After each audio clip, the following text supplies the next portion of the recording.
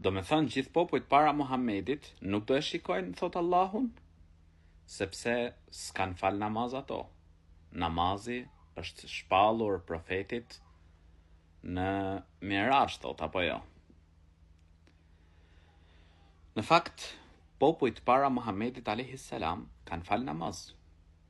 Kurani na tregon, Allahu i lartësuar na tregon Kur'an. Zakaria alayhis salam, wa huwa qa'imun yusalli fil mihrab.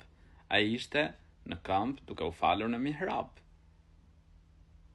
Por kuranistët, mohuesit e haditheve të Muhamedit alayhis salam, nuk duan të pranojnë namazet, nuk duan të pranojnë fenë.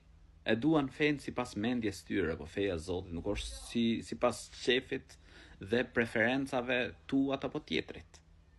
Feja e Zotit është e qartë në Kur'an, është e qartë në hadithet e Muhamedit alayhis salam.